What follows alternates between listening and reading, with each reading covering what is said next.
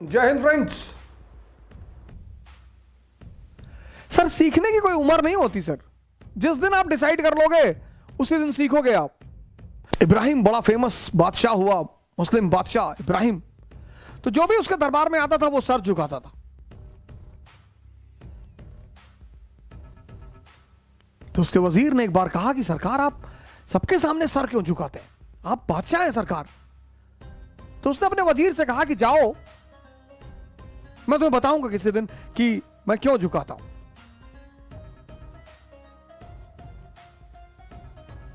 तो उसने एक दिन अपने वजीर को एक खोपड़ी दी, इंसानी खोपड़ी, कहा जाओ इसको बेच कर आओ। अरे वजीर ने कहा सरकार कैसी बातें कर रहे हो। कहा नहीं नहीं जाओ बेच कर आओ। वजीर पूरे साम्राज्य में घूमा, इंसानी खोपड़ी कौन खरीदे, जिसके पास गया भाई पागल कहेगा, खोपड़ी क्या करेंगे। खोपड़ी का हिंदुस्तान में एक ही वर्ग यूज करता है, उनको कपालिक बोलते हैं। वो खोपड़ी लटका कर चलते हैं। उसके पीछे भी एक आध्यात्मिक कारण है। सारा बवाल यहीं पे है, सारा बवाल का जड़ ये खोपड़ी है। इसीलिए तो पश्चिम एशिया में बीहेडिंग करते हैं कि समझाने की क्या जरूरत है यार, इसी को उड़ा दो, इसका सॉफ्टवेयर प्रॉब्लम है, सॉफ्टवेयर ही हटा दो। हिंदुस्तान में तो समझाने की कोशिश करते हैं ना कि भैया देखिए ऐसा नहीं है, भैया ऐसा, वो कहां समझने वाले हैं। इसीलिए इस देश पे जब जब बदमाशों ने शासन किया, बड़ा प्यारा शासन किया। इस देश पे जब जब शरीफ लोग आए, मोहम्मद बिन तुगलक सज्जन आदमी है, बहुत परेशान किया उसको लोगों ने। डॉक्टर मनमोहन सिंह जब यहां के देश के राजा थे, लोग रोते थे कि कुछ बोलते ही नहीं है डॉक्टर मनमोहन सिंह। मनमोहन सिंह उनका नाम रख दिया, मोहन सिंह। क्या बोले तुमसे, इकोनॉमी के इतने बड़े स्कॉलर हैं, तुम जीडीपी का फुल फॉर्म नहीं जानते हो। वो जीडीपी पे बोलेंगे तो 10 दिन बोलेंगे, तो तुमसे बोलने का फायदा ही क्या है, तुम समझ ही नहीं पाओगे क्या बोल रहे हैं।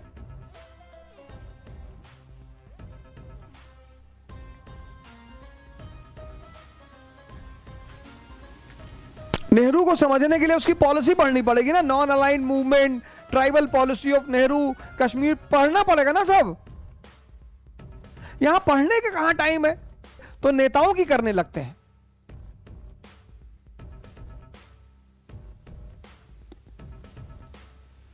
इस देश की जो नेशनल हॉबी है, नेशनल, वह किसी को किसी के बारे में बता दो,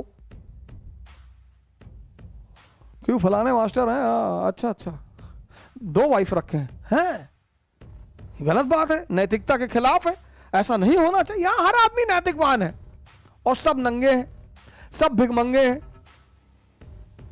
इस देश के लोगों को हर व्यक्ति के बारे में वो चीजें पता है जो वो लोग कहते हैं आगे, अरे हम सब जानते हैं इनके बारे में, इनका घर का ये चप्पा जानते हैं, तो क्या बिगाड़ लिए जानकर। ये इस देश की नेशनल हॉबी है।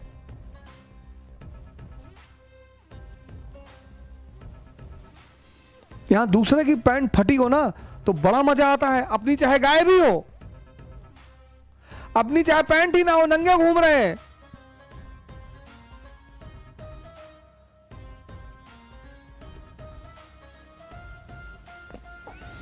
आसाराम बापू का नाम लेंगे, राम रहीम का नाम, सबका नाम लेंगे, सदगुरु का भी ले लो। अरे सदगुरु ने जमीन कब्जा कर रखी है वहां तमिलनाडु में, तुम्हारे चाचा खरीदे थे। नहीं हमारे चाचा की नहीं, तब कहां से पता है। ईशा क्रिया करा रहे हैं, हजारों लोगों को बाहर निकाला है डिप्रेशन से। पंडित रविशंकर सुदर्शन क्रिया करा रहे हैं, बाबा रामदेव हैं, ऐसे न जाने कितने संत हैं।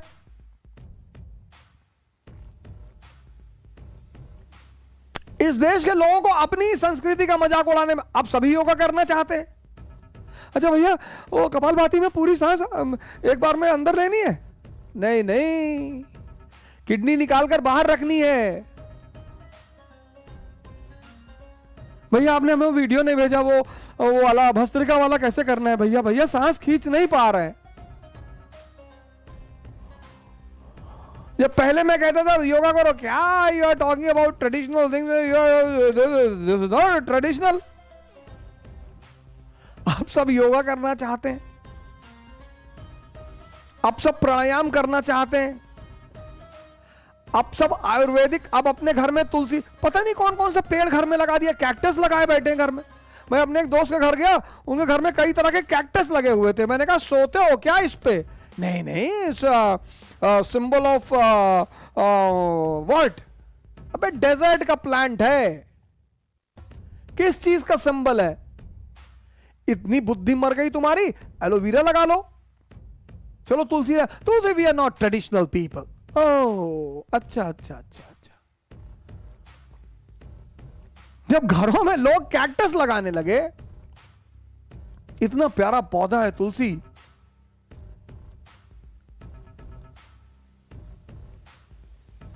हर बीमारी से आदमी को बाहर कर दे। इस देश में न्यूटन के 3 सिद्धांत किसी को क्या समझ में आ गए, वो अपने आप को इसाक न्यूटन का चच्चा समझने लगता है।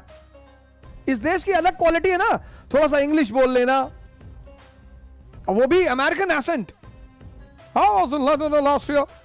यहां के लोगों को एसेंट चेंज करने में पता नहीं क्या मजा आता है। इंग्लिश जानना जरूरी है इस देश में। इस देश में बड़प्पन क्या है? अपनी देश की संस्कृति को गाली देना। Indian babas are thieves. अच्छा, Indian babas are thieves.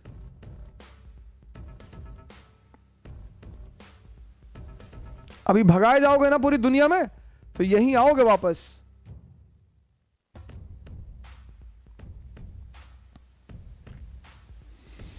Add आता ना, जागो ग्राहक जागो, नहीं, जागो भारत जागो।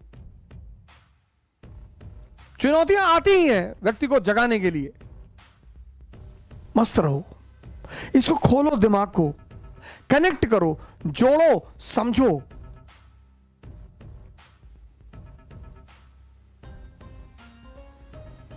कोशिश करो, युद्ध करो। क्या बुराई करते हो किसी की? क्यों गाली देते हो किसी को? तुम किसी की बात से असहमत हो, अपना तर्क रखो, एविडेंस दो, गाली दे रहे हो।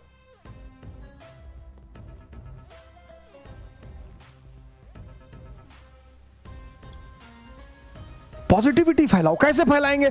सीखा तो है नहीं।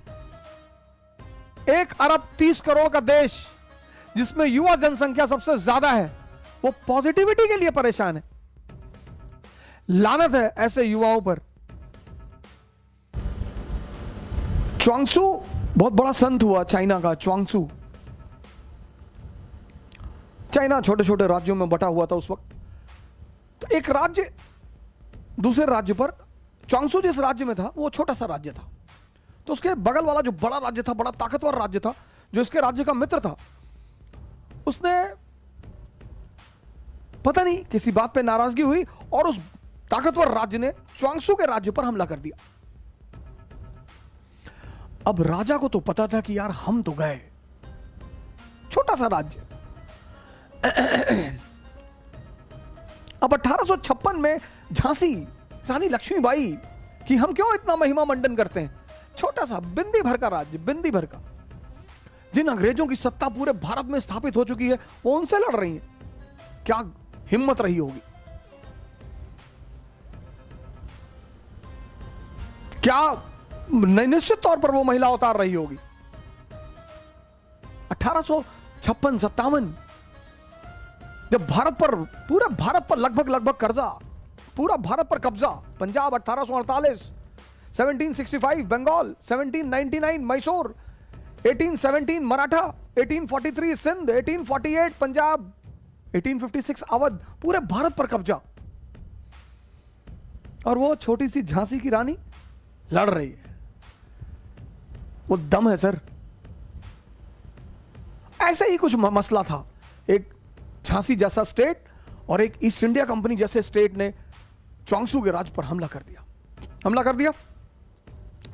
च्वांगसू का जो राज्य का वजीर था, वो च्वांगसू से बड़ा प्रभावित रहता था, कभी कभी मिलने आता था कि सरकार, राजा महाराजा भी साधु संगत में कभी कभी बैठते हैं, थोड़ा सा आनंद लेते हैं।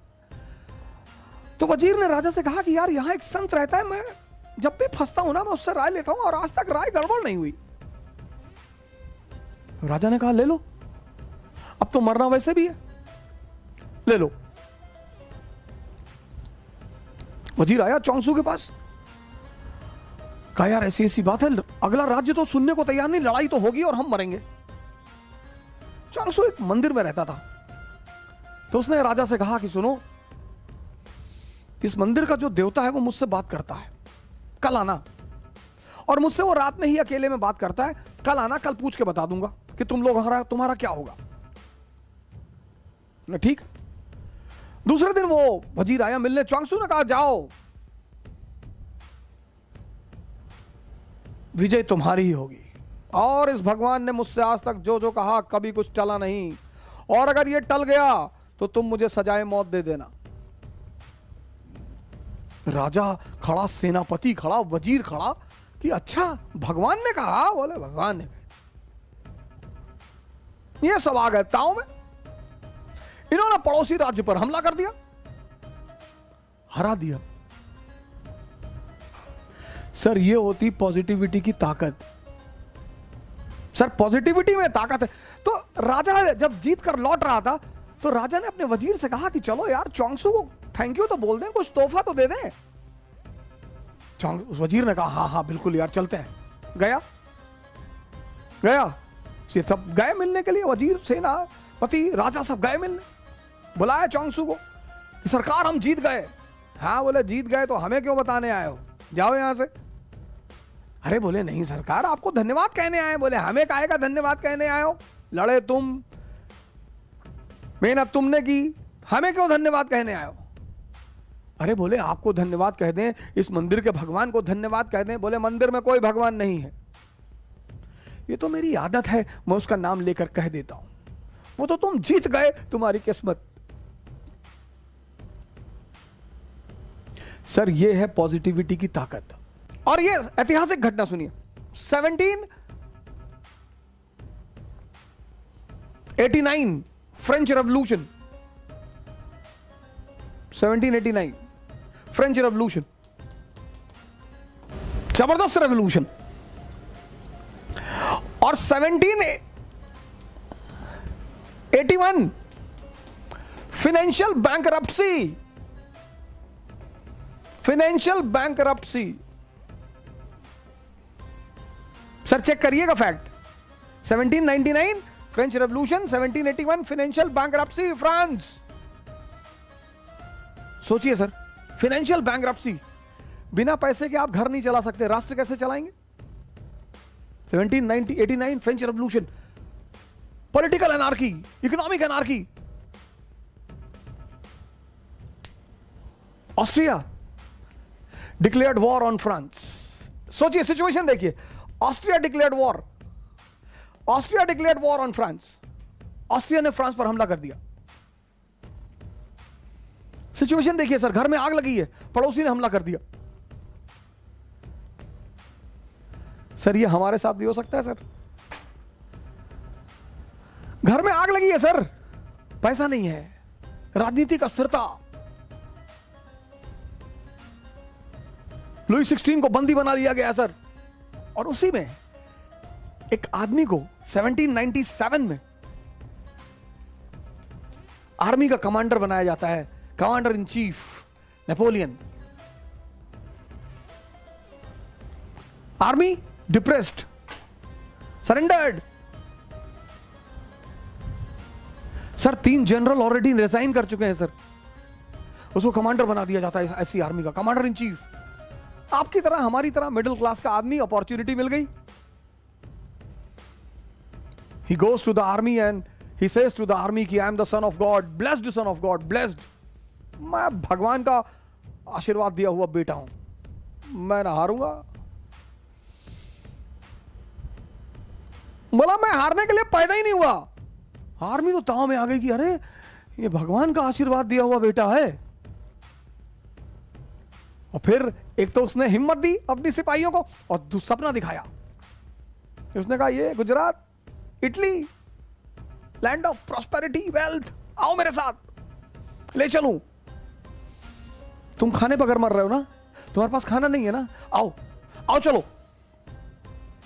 अरे सेना तो आ गई ताव में, कूद के इन लोगों ने ऑस्ट्रिया की गर्दन पकड़ ली, हरा दिया ऑस्ट्रिया को। ट्रीटी ऑफ कैंपो फोर्मियो 1797, पढ़ना सर आज विकिपीडिया में डालकर, सलाम करोगे नेपोलियन को सर। ये होती है पॉजिटिविटी। तुम कहते हो पॉजिटिविटी फैलाने से क्या होगा,